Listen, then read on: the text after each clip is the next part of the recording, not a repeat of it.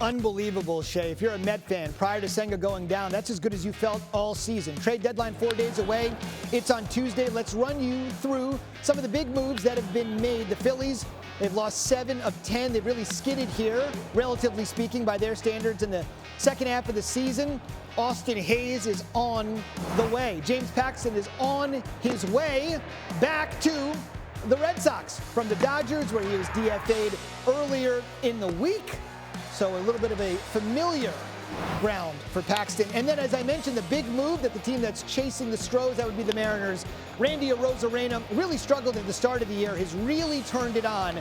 But ask anybody what Arozarena is capable of doing in the playoffs. We could certainly ask this guy, baseball's best insider, Jeff Passan, is here. I'm looking over your right shoulder, the good, the bad, and the ugly. That's kind of the Yankees season in a nutshell. Whole lot of bad and ugly right now. So let's just start there, Jeff. What are they thinking right now after the way they played in the last month and what they might do before Tuesday?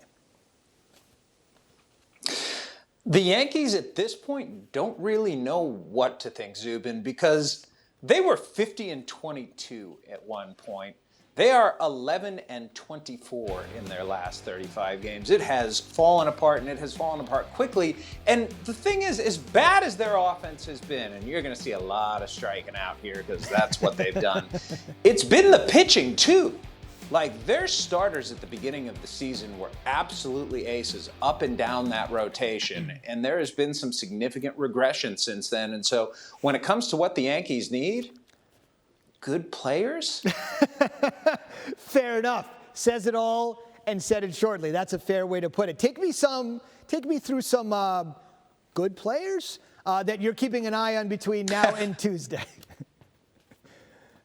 Zubin, this is not going to be a trade deadline that has a lot of stars being moved. Vladimir Guerrero is not going to be going on from Toronto, and Garrett Crochet and Luis Robert might not move from the Chicago White Sox. But what we are going to see is a lot of relievers, and maybe the best one on the market right now is Tanner Scott. He's with the Miami Marlins. He is the closer there, and he has been absolutely fantastic this year. Walks a few too many guys, but the stuff plays. He gets strikeouts. He has a low ERA. He works out of jams. And as we saw in the 8th inning in their 9-7 loss to the Red Sox tonight, they need some bullpen help along with Clay Holmes. Now, they also need some infield help. They need a bat. And there are not a lot of good bats out there right now, but Luis Rengifo with the Los Angeles Angels, who also have Carlos Estevez, their closer, and Tyler Anderson, a starter, would seem to be a good fit with the Yankees. They haven't gotten much production from Gleyber Torres at second base. They haven't gotten much from DJ LeMahieu at third.